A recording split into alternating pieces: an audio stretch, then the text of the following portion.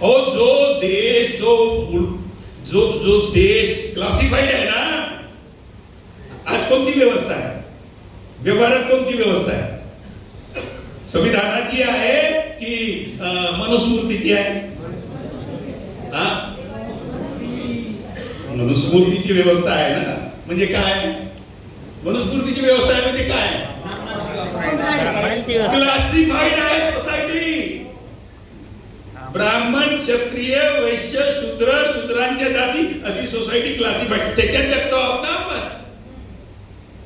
मग जी already classified society आहे तिला पुन्हा क्लासिफिकेशन करायचं आहे का? क्लासिफिकेशन संपवायचं आहे? काय करायचं आहे? म्हणून सेंटर काय आहे? त्यांनी क्लासिफिकेशन केलं ब्राह्मण, क्षत्रिय, वैश्य, शूद्र. बाबासाहेबांनी काय केलं? बाबासाहेबांनी काय केलं? What is the centre of our constitution? आमचं सेंटर काय आहे? कॉन्स्टिट्यूशनचं सेंटर काय आहे? आता तुम्ही म्हणणार का ते 395 आर्टिकल आहे तर तिच्यातलं सेंटर काढू आणि मग सांगतो आम्ही 197. It is the center of our constitution is citizen. It is revolving around citizen. व्यक्ती हा भारताच्या संविधानाच्या सेंटर मध्ये आहे. त्याच्यामध्ये हे सगळे त्याला ते मिळालं पाहिजे. प्रत्येक व्यक्तीला त्याच्यासोबत इक्वॅलिटीचा व्यवहार झाला पाहिजे, न्याय मिळाला पाहिजे, ब्रदरहूडचं म्हणजे फ्रॅटर्निटी रिलेशन असले पाहिजे, देशाची इंटिग्रिटी वगैरे वगैरे. हे प्रिएम्बल पण बाबासाहेबांनी लिहिलंय, अगोदर याच्यात नाही आहे. ते कॉन्स्टिट्यूशन माझ्या मोबाईल मध्ये आहे, ड्राफ्ट कॉन्स्टिट्यूशन पण आहे माझ्या मोबाईल मध्ये, त्याच्यात नाही आहे. हे बाबासाहेबांनी लिहिलेलं प्रिएम्बल आहे. आणि जे आतमध्ये लिहिलं त्याचा तो निचोड त्याच्यात त्यांनी ते हे नंतर लिहिलं गेला. पहिले प्रिएम्बल लिहिलं ना, नंतर कॉन्स्टिट्यूशन लिहिलं असं नाही झालं. आधी बरेचसे आर्टिकल्स आहेत, मग त्याला त्याचं ते अशा पद्धतीने ते ड्राफ्टिंग केलेलं आहे. मला थोडक्यात तुम्हाला हे सांगायचं आहे की आपण म्हणजे आपल्या अधिकारासाठी हे आपल्या टूल झालेलं आहे. पण after all what we are asking for, schedule caste,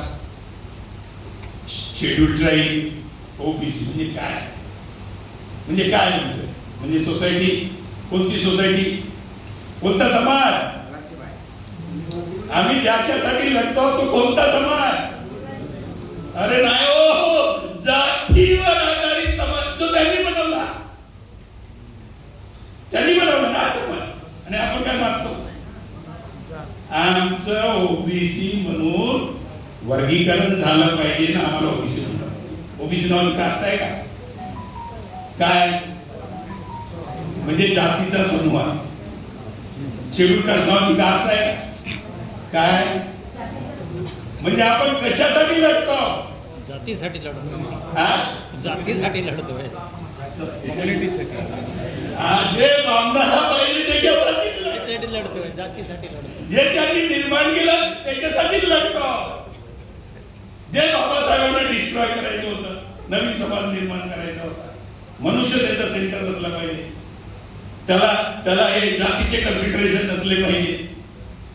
तर हे सगळं तुम्ही ह्या परिप्रेक्ष्य मध्ये जेव्हा तुम्ही समजता आणि त्यांना आपल्याला द्यायचं नाही त्याच्यासाठी तुम्ही दोघांनी त्या सगळ्या गोष्टी मांडल्या, याचा अर्थ आहे की जोपर्यंत आपण त्यांना ह्याच्यातून म्हणजे घालवत नाही सत्तेमध्ये, ते सत्तेमध्ये जे येत आहे ते फ्री अँड फेअर नाही आहे. जे इलेक्शनची व्यवस्था आहे ती फ्री अँड फेअर असली पाहिजे असं लिहिलेलं आहे बाबासाहेबांनी, ते नाही आहे. त्यांच्याकडनं ही अपेक्षाही करू नये. त्यांच्याकडनं ही अपेक्षा करणं म्हणजे हे काय कसलं कुठल्या याच्यावर पाणी घालणं वगैरे काय बोलतात, पालथ्या घड्यावर पाणी, पालथ्या घागरीवर घड्यावर, असा तो प्रकार आहे. म्हणून आपण आपल्या समाजाला त्यांना सत्तेतून बेदखल करण्यासाठी समाजाला जागृत केलं पाहिजे. बामसेबचा बीसी फंडामेंटल उद्देश आहे तो हा. तर आमच्या काही अडचणी आहे इथे. जर हातवर झाला तर किती ओबीसी आहे? 5-6 लोकांना आम्ही समजवतो. Very good problem. त्यांना समजावणं आवश्यक आहे आणि ते इथे येत नाही. कारण की भामसेबचं संघटन म्हणजे कोणाचं? महाराष्ट्राच्या संदर्भात बोलायचं ती येतच नाही. आणि आम्हाला त्यांना समजवायचं कसं प्रश्न सुटणार नाही समजून सांगितले आणि ते इथे येत नाही. काय करायला पाहिजे? आम्ही जायला पाहिजे. आम्ही जायला पाहिजे. मी एकदा मला वेळही झाला की काय झाला. मी एकदा मध्य प्रदेशात गेलो. मूळ निवासी संघाचा कार्यक्रम होता आणि तिथे एक मिलिंद बोध होत तो. मला वाटतं त्या मायनॉरिटी कमिशन वरती पण मेंबर होता. तर ते आमचे काही कार्य मला वाटतं त्याच्या घरी थांबलो की काय आता मला आठवत नाही. मी तेव्हा भोपाळला होतो सर्व्हिसला.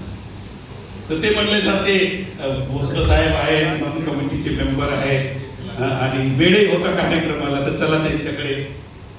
तर मी त्यांच्याकडे गेलो.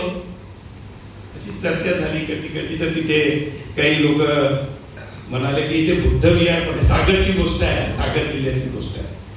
ते बुद्ध विहार आहे आणि वेळ होता माझ्याकडे. तर चला बुद्ध विहारात विजिट करू असं ते म्हणाले.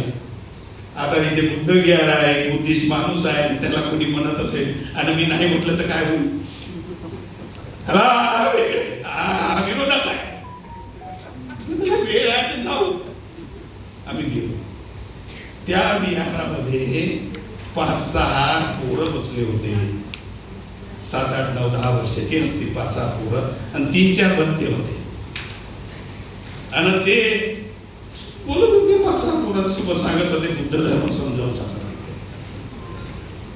आता मी गेलो नवीन माणूस. तुम्ही पण बोला म्हणाले होते. असं नवीन माणसाकडनं बऱ्याचशा अपेक्षा असतात काही मिळेल म्हणून. तर ते म्हणत होते की इथे लोक येतच नाही. मी मोठं तिखट बोललो. मी तिखटही बोललो. अहो ते लोक याच्यासाठी येत नाही इथे